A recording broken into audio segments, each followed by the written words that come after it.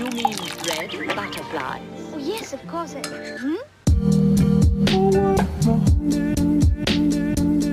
Hi guys, it's Lana here. Welcome back to Lana's Summertime. Listen, my intro got copyrighted, so now we sing it. We irritating out here, we irritating, but just sing it with me next time. Today's video is gonna be about working from home, studying from home. My tips, my advice for you. I've been doing this for 3 years. I am a pro. I'm a professional out here doing this on the daily. This is my life. I am always self-isolating. So you guys might have noticed, first of all, that the setup is a little bit different, and that's because I'm filming in front of the window. I feel like when I sit over there and I have the studio lights, it just feels like kind of pressure, whereas this feels just chilled, and I want to feel more chilled. So yeah, let's go. Let's jump into the tips.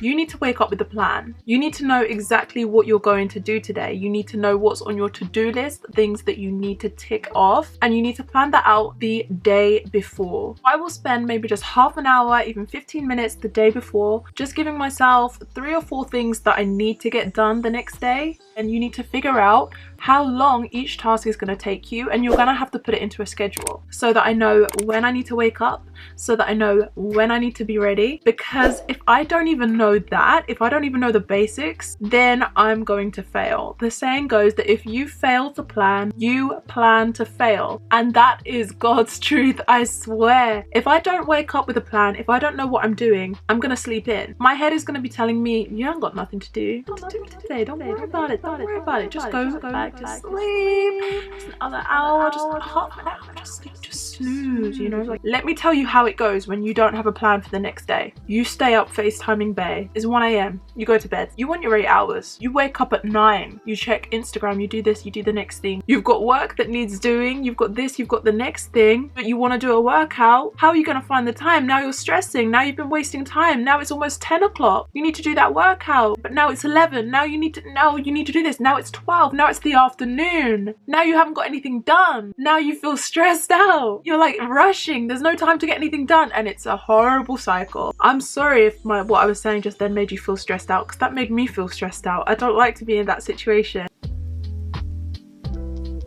You need to set yourself limits, time restraints. Because if you don't, you're going to end up overworking yourself or over relaxing. I'm trying to apply this video to people who are trying to study for GCSEs, A-levels, and also people who are trying to work from home right now. My advice is always to work smarter, not longer. Sometimes you have to work smarter and longer. Sometimes the two have to come together. But what I'm telling you is you have to set yourself limits, and you have to be fair to yourself. You need to treat yourself well. Don't just work all night long just because you can, just because home is work and work is home. Right, set yourself a limit. You're going to work for 8 hours, and you're going to work hard for 8 hours. You're going to take a break in the middle, and you're going to work hard. Once those 8 hours are done, you're guilt-free. You know you worked hard for 8 hours. You know you did. So now you close the laptop, you close the book, you go and eat a meal with your family. Those are the limits that I need you to set, because if you don't, this is what's going to happen. You've got no limit. You've got 20 hours to do this job. And guess how long that job is going to take? It's going to take 20 hours, because you're going to be procrastinating, you're going to be doing this, you're going to be doing that. You're not going to be working solidly for all of that time. There's actually a name for this, and it's called Parkinson's law, and it says that work expands so as to fill the time available for its completion. So however much time you give to something all day, that is how long it's going to take you. Whereas if you set a limit, if you say you can get it done in 4 hours, I bet you can get it done in 4 hours, because you push yourself and then you reap the reward. Imagine if the deadline was all the way up here, right? You were done. You were done. That's how I'm going to need you to see it when you're working from home. You cannot be working right up until bedtime. Don't do it. Set yourself limits. Treat yourself well. This next tip probably reveals more about me than it does about you. Don't snack all day on junk food. Don't eat biscuits all day. I actually have biscuits right here. They're really good. They're like rhubarb and custard flavored custard creams. I don't know. Like when I first started working from home, I remember seeing a video and it was like things they don't tell you about working from home. And somebody said, you're gonna gain weight. But it doesn't have to happen like that. It does not have to happen. You just need to be wiser with your snacking choices. Bring some grapes up here, bring some nuts, bring apples, oranges, or just get so immersed in the work that you don't even feel like snacking. Bring tea, bring water, you know, whatever it is that you need to kind of just occupy your hands and fingers and stuff, if that's what you need. Maybe even a fidget spinner, something like that, that can help. But please don't be like me. Don't just be snacking on junk food all day. It will wreck your teeth, it will wreck your skin, your complexion, all of that. Don't do it. The next tip was actually inspired by one of my subscribers. She mentioned to me that she is now having to study for her GCSEs in a very busy and crowded home. This tip is really going to be about how to focus in a noisy and crowded household. Firstly, get yourself some headphones. Not earphones, I mean headphones. If I have to study at the kitchen table, you see me with this. You know, this is a do not disturb. You can even write it on here. You can put a little post-it. Do not disturb me. I'm studying. These ones are not specifically noise cancelling headphones, but they are definitely doing a bit of noise cancellation, which means you don't even need to be listening to music. If you feel like music distracts you, then you don't even need to listen to anything. It's already cancelling a good amount of noise. I'll put a link to these in the description box. Everything else that I've mentioned is also linked in the description box. My friend Cedric also has another pair of these that actually have a specific noise cancelling function. You just press the button and it will block everything out. His ones are a bit more expensive, whereas these ones are a lot cheaper. So if you are looking for something cheaper, then I would definitely recommend investing in these. It's a visual do not disturb sign, it's noise cancelling, and the sound quality is better in headphones. So if you do feel like you need to listen to something in order to help you study, then these really help. I definitely recommend listening to like those lo-fi study playlists, classical music, movie soundtracks. Those are the best things to listen to while you're trying to study, and I recommend listening to it in one of these. The difference between these tiny earphones, I put these in my ears. I tell people I'm studying, leave me alone. I put these in. Is anyone going to pay attention to the fact that I'm studying? Probably not. People are still going to try and talk to me. That's just how people in my house are. They're going to try and talk to me like this. Write it on there. Put a bloody label on here. Do not disturb me. I'm studying.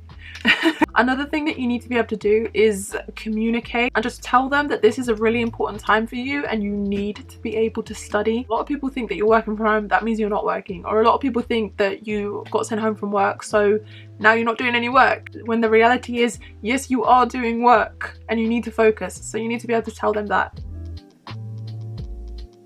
And another tip for how to focus when you're studying from home or working from home is to try and set up a space that's dedicated just for studying and working. So if you are lucky enough to have a desk in your room, then that's perfect. I know that some people even have two desks in their room, like one kind of vanity and the other one is like a study desk.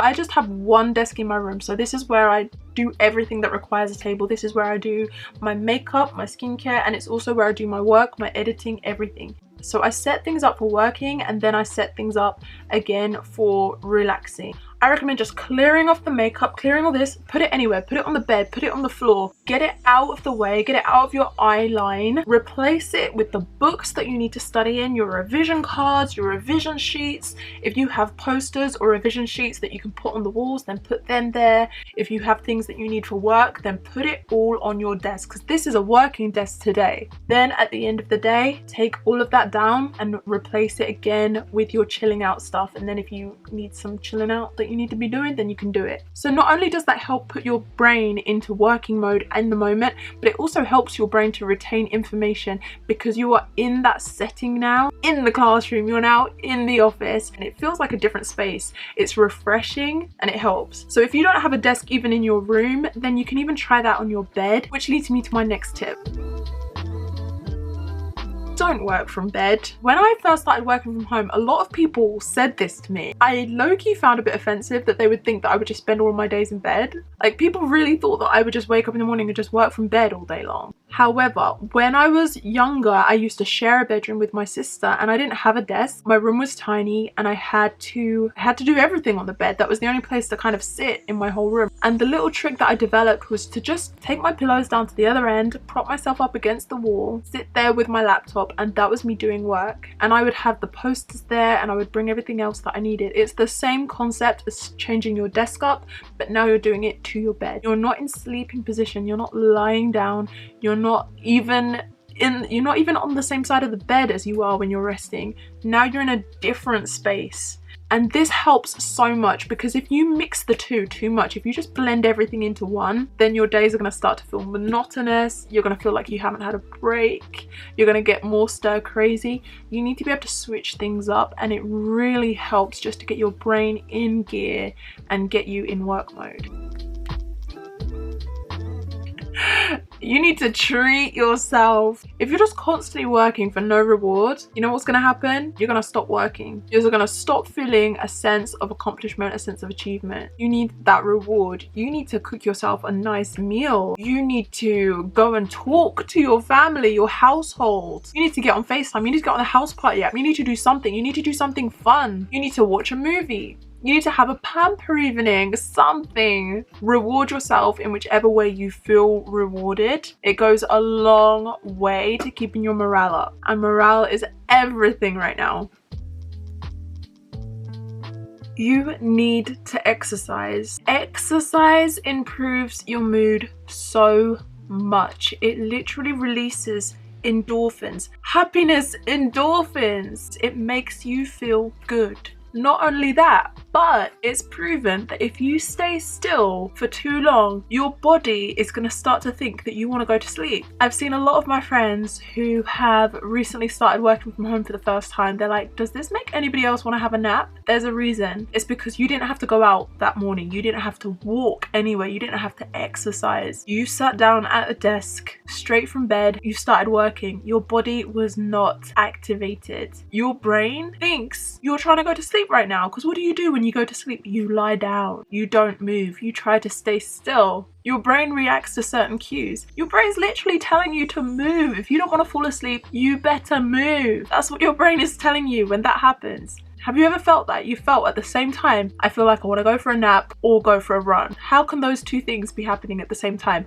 That's why I need something to activate me in the mornings. Otherwise, I'm going to spend the whole day feeling groggy and unmotivated and tired, like I need a nap. You can't be going through every day feeling like that. You need something in the morning that is going to invigorate you. So I encourage you to do your workout in the morning. Not only does it invigorate your body physically, but mentally you feel a sense of achievement. You've ticked something off of the list. After bossing that workout, you know you can boss the rest of the day. You did something. That means you can keep on doing things all day long. If you have an outdoor space at your home, then definitely take advantage of it. Like if it's a balcony, if it's just a square meter. If you have a garden, if you have a beautiful huge garden, then get your butt out there right now, because the sun's out right now for one, which is a rare thing in England, so I think you should make the most of that anyway. But apart from that, just getting outside, it reinvigorates you, it gives you fresh air, it gives you new ideas, it's a change of scenery, and it's good for you. Like, it's good to just get out of the house, get some fresh air, you can sit in the sun, you can just enjoy it for a minute. And also, we're not breaking any rules out here, because I'm the only person out here. This is my home, there's like no one around. I guess you can hear some voices around, but I'm definitely like at least 2 meters apart from anyone else, so we can still do this in quarantine. But I stress the point that it's about whether you're lucky enough, because there are some people who are doing this quarantine and doing this self-isolation, and there's people who work from home in general who don't have a balcony, who don't have a garden. Bruh, yeah, like we're lucky to even have this little space out here. So whether you want to be out here for a break or whether you want to be out here to work, either one of them is good. So I personally prefer to come out here for a break, and that's because my work is on my laptop, and in the sun I can't see the laptop screen. But if you're working on paper, then you can definitely come out here. Like if you're just coming out here to brainstorm, then do that. These birds. You need to get ready in the morning because of a whole bunch of reasons. Firstly, you might have a delivery at the door and you don't want to be stuck in a situation where you can't go to the door because you've got your bonnet hanging off your head, you've got like crusts on your face, you've got dirty clothes with like grease marks on it and stuff, and you don't feel comfortable going to the door. You need to be ready to face the day. Like, just because you're working from home, not everybody is working from home. Postmen are not working from home.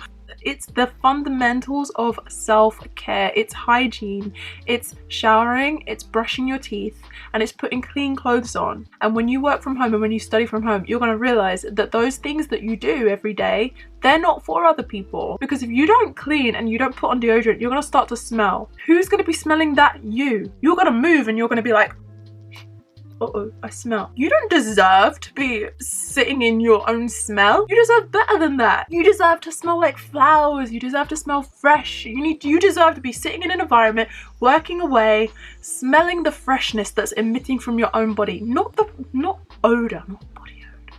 No. No. You don't shower for somebody else. You don't brush your teeth for somebody else. You do that for you. That is what makes you feel good. You're maintaining yourself. You are literally just cleaning yourself because you're worth it. You are somebody who deserves to shine and be clean. You deserve to be able to answer the door, answer that FaceTime, go into that Zoom classroom thing that you guys are doing. You need to be able to go to that work meeting that's like online. You need to be able to do all of that without feeling ashamed or embarrassed about yourself. Like, you need to be able to do all of that without thinking like, oh, I've quickly got to fix myself. I hope they don't realize that I haven't showered. If you're worried about that, then just go and shower. I've seen a lot of tips from people saying that you should just do all of your makeup and everything, like do all of this just to stay at home. Sis, no, I'm not doing all of this to stay at home. My foundation costs like £30. My like eyeliner costs like £12. Do you know what I mean? Like, why am I gonna use that to do nothing? Like, I put makeup on today because I'm filming, because I've come to see you guys. If I'm just gonna sit here editing, then I'm gonna do everything that I said. I'm going to exercise, I'm going to shower, I'm gonna brush my teeth, I'm gonna wash my face, I'm gonna put on my moisturizers and my creams, but I'm not gonna put makeup on. Put makeup for what? Like, why would I put makeup on? I hope that this video wasn't too all over the place. I know I filmed it in a kind of all over the place way. Leave a comment down below if it helps you. Those thumbs up and those comments, all of that engagement really helps my channel and really helps this video. So if you have time, please don't forget to do that. Also subscribe and turn on your notifications, because if you don't turn on your notifications, then YouTube algorithm is going to take control. So take the power back into your own hands, put your notifications on so that you don't miss my videos when I upload. Get me on Instagram at LANA'S for all of the blessings and the breakdowns. I put everything on there, not even kidding. And also check out all the links in the description box down below. They are all designed to help you guys, the headphones, everything, like, it's all down there. And I'll see you guys in the next video. Bye. Happy working from home. Hope you get it done. Good luck in your exams. You can get that work done. Yes, you can.